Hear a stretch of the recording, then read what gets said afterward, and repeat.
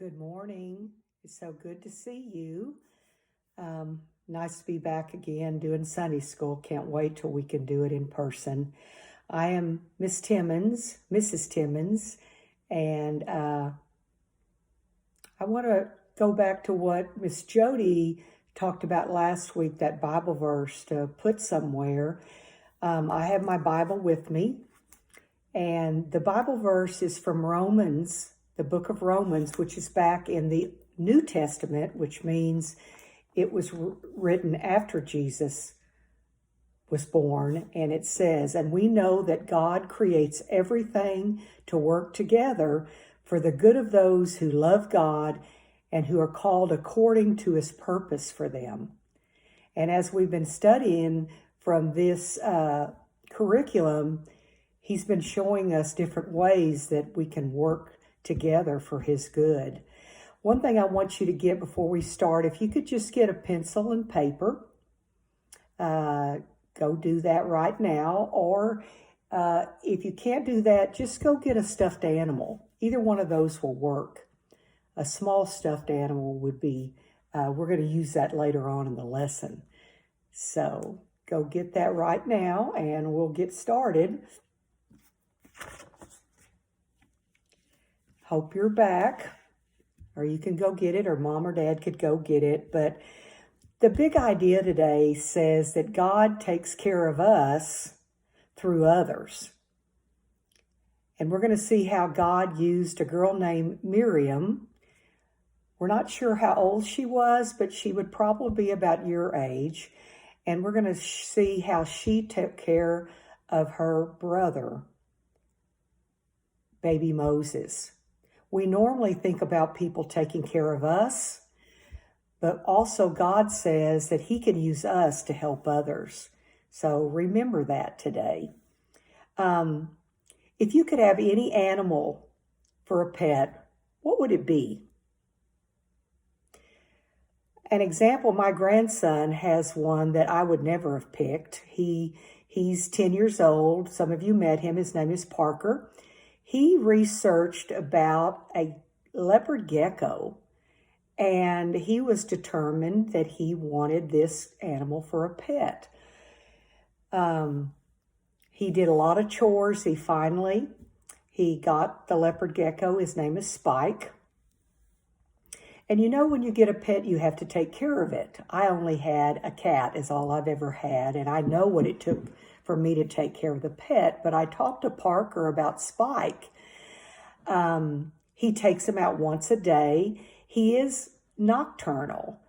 He sleeps during the day and he's awake at night. He feeds him special things, which are pretty gross to me. These little mealworms and little tiny crickets. He cleans his terrarium out, I think once a week. So there's a lot of care when you're caring for a pet. And you know that you need to take care of it if you have a pet, but God can use you to take care of other people. That's what happened in this Bible story, and it comes from Exodus. Exodus is in the Old Testament, and it's right behind Genesis. And it's about a girl named Miriam, like I told you, that could possibly be her age, and her taking care of her baby brother Moses. We know that the Bible's not an ordinary book. It's what we've been given to teach us how to live as God's followers, as Christians, people that believe in Jesus Christ. The Bible can change lives. And as we go into his word today in Exodus, we're going to find out how he can change us. So let's get to that. I hope you've got your pencil and paper, or you could use a stuffed animal. I actually have a teddy bear that was given to me by my Aunt Charlotte. She collects teddy bears, and she decided at 85 years old she needed to start giving some away. So this is one she gave me. But before we dig in today's story, I need to give you some background on what God's been up to. If you were here last week, you remember Miss Jody talking about Joseph and how his brothers and how they all moved to Egypt and what happened to Joseph. Well, now hundreds of years have passed, and Joseph and his brothers have had great grandkids, and they're called the Israelites. And this is what this story is about. And they're in Egypt. But there was a new Pharaoh, and he was worried about how many Israelites were growing. And he decided that that wasn't a good idea. They might take over him. So he decided to make them to slaves. Remember I told you what God was up to? That sounds kind of bad for God's people. But here's something cool. Even though the Egyptians were trying to stop them, the Israelites kept growing and getting bigger and bigger and more people. And God was with them during this time, because guess what the Pharaoh did? You know, he was so jealous. He was so worried about the Israelites becoming too many that would take over. So he made a rule. You know, that's what kings and pharaohs often do. He made a rule that said, and this was an awful rule, and you know God had nothing to do with this rule. He said, we're going to kill any baby boys of the Israelites, and that way we'll control that population. But the cool part is that many of the Egyptians were not happy about this. That was not something they wanted to do. And so, but he had asked those Egyptians to help deliver the babies so he'd make sure it happened. But I agree with you, that doesn't sound like God's work at all. But guess what? The Egyptians delivering the babies, they didn't believe in that either. So they did their best not to obey Pharaoh's law, so it wasn't working. And that's what good people do. So God actually, we know he had a plan for the Israelites to save them from the Egyptians. He even picked a special person to do it. Now, today, this is going to be my Moses. And if you have a stuffed animal, we're going to pretend he picked Moses out to be the leader of the Israelite people. But we know, if you ever remember the story about Moses, he was still a baby at this time, but God had already picked him out. So we know that God needed for Moses to live.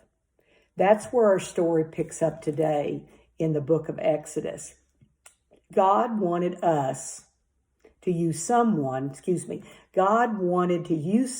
keep Moses safe. And today we're learning that God takes care of us through others.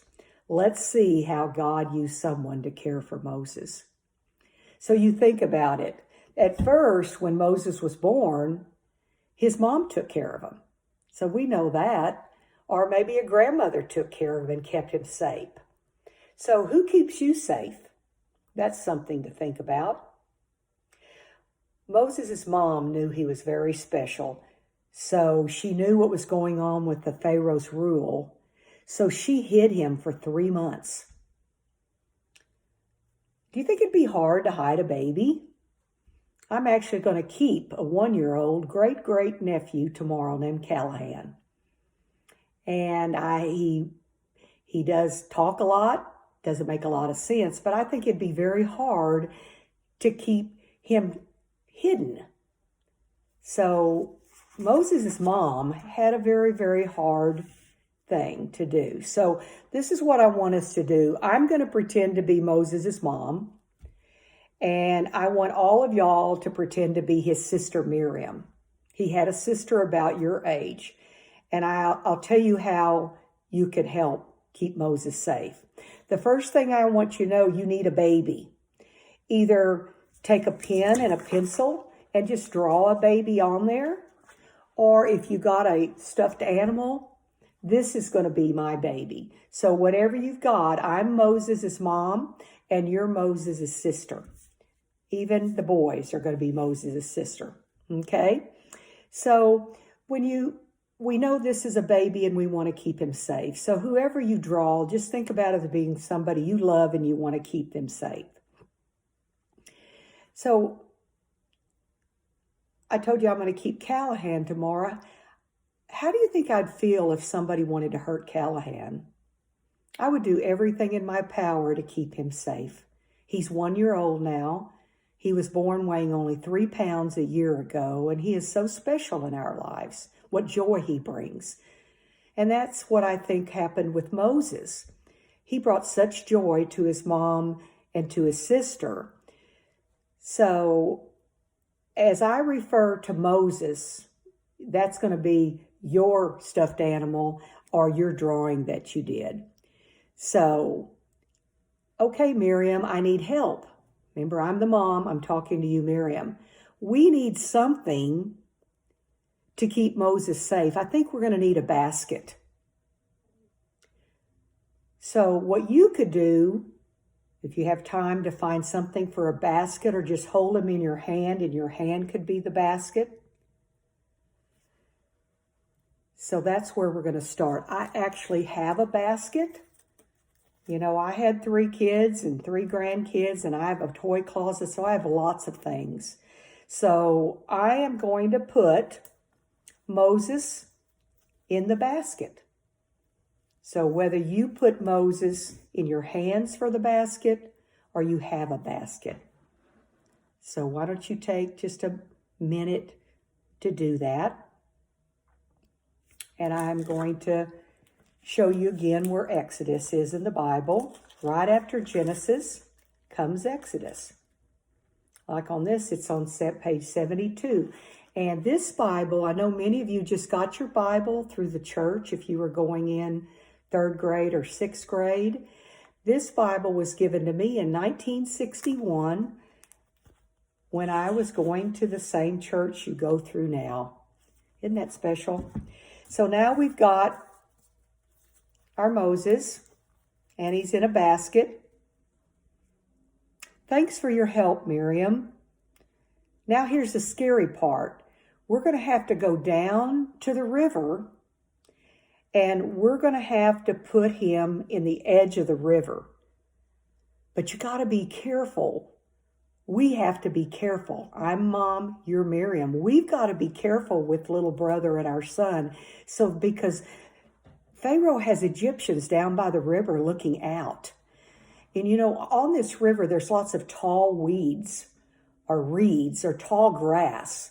So you and I are going to have to go down there, and we're going to have to be very still, and we're going to go down there. We're going to take Moses in his basket, and we're going to have to be very careful to hide our faces and be very quiet. So let's go.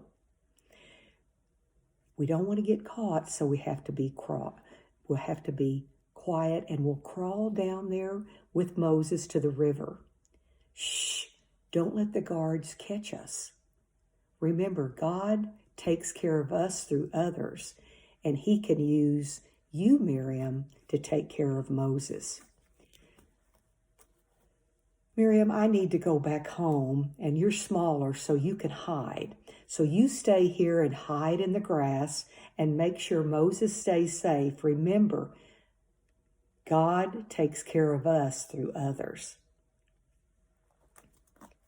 Now I'm going to pretend to put on a crown because I'm Mom, and Mom left, but now I'm going to be a different character. Now I'm going to be the Pharaoh's daughter. I'm going down to the river to take a bath. I have several of my little girls with me that tend to me, that wait on me, that are my maidens. Oh, I see a basket in the river. Look. It's one of the Hebrew baby boys. He's crying. What should I do? Well, my maidens, they don't really know what to do. But this is when, Miriam, you are brave and you come up to the Pharaoh's daughter and you say, "Ma'am, could I help you find somebody to help care for the baby?" "Yes, Go find a Hebrew mother who will take care of this baby. I will pay her. I want him to be safe. And when he's older, she will bring him back to me. Miriam, you were very, very brave to do that, to step out of your comfort zone and go and offer to the Pharaoh's daughter that you have somebody that can keep her. Because it's real scary right now. There would be people that maybe would help her, but then they might turn him over to her father. She didn't feel like that. She wanted to raise this little Hebrew boy as her own. So you remember, God takes care of us through others. And Miriam was very important in this story because she made sure Moses stayed safe. She was even brave enough to go offer to help the princess to find a woman that would keep him. And that that person she went and got was her own mother. So for several years now, after that, Moses was back home with his own mother and his sister. And they kept him and took care of him for many years. But when he got older, Mom took him back to the princess, and the princess raised him in the palace as her son. She named him Moses. Was there ever another time that you took care of another person or another animal? Think about that. I think about one time when I had some really bad back problems and I traveled to visit my daughter. She had 2 sons. Parker, like I told you, he was 3, and she was expecting a new baby boy. While I was there, I lifted Parker out of the swimming pool and I hurt my back and I couldn't move. And so for about 10 days, my daughter took care of me and her 2 boys, being 8 months pregnant. And I remember how special that was for me that somebody took care of me. Has that happened to you, or have you done that for someone else?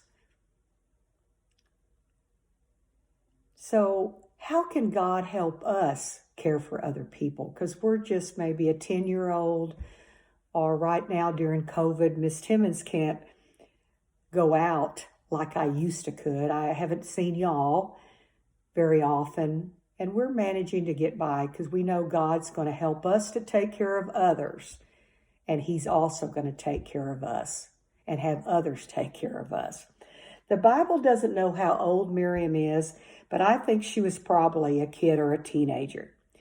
We often think that our parents are the ones that keep us safe, but in this lesson, we learn, like Miriam, that God can use us to keep other people safe.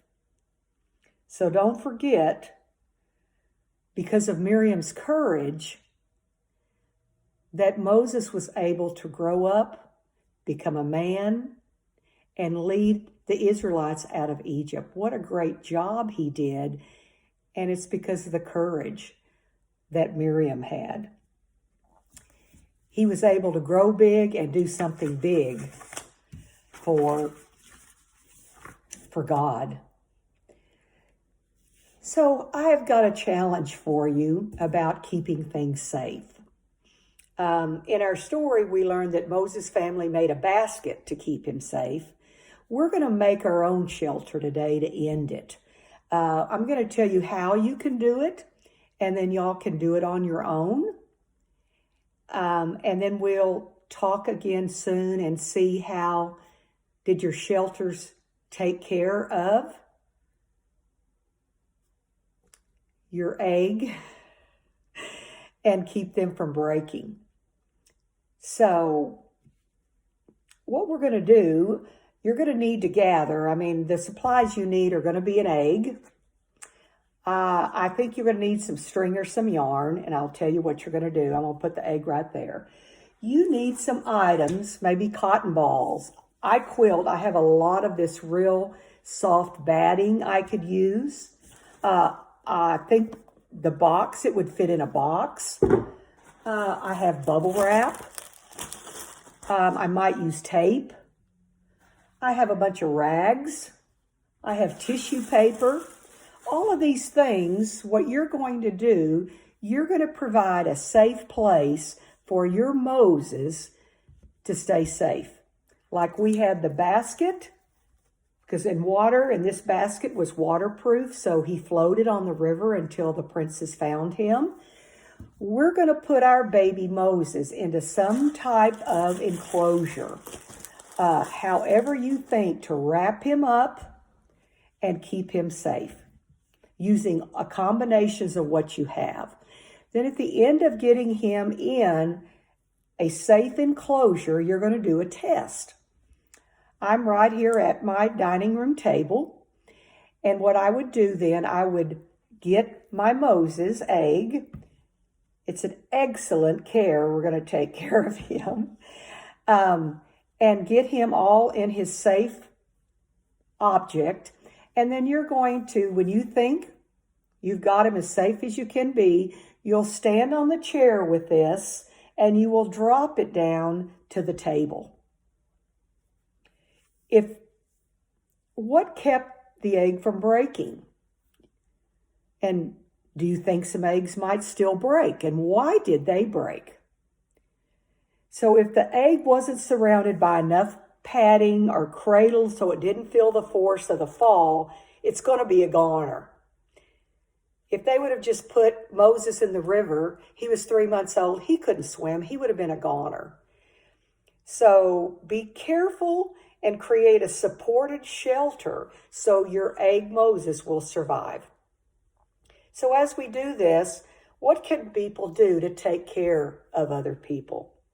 How is this preparing to shelter this egg like how we would also take care of other people? So just remember, and I would love if you could film it. Most of your parents have my phone number, and you could send me, and I could see how your baby Moses survived, or what would you need to do a second time to make sure that you create a stable surrounding for him so that he would stay safe. I just want to say again that I was glad to be with you today. I hope that you enjoyed that, but sometimes you're going to be like the egg, where God's going to put us in a position where other people can help us. So goodbye for now. See you soon. Bye-bye.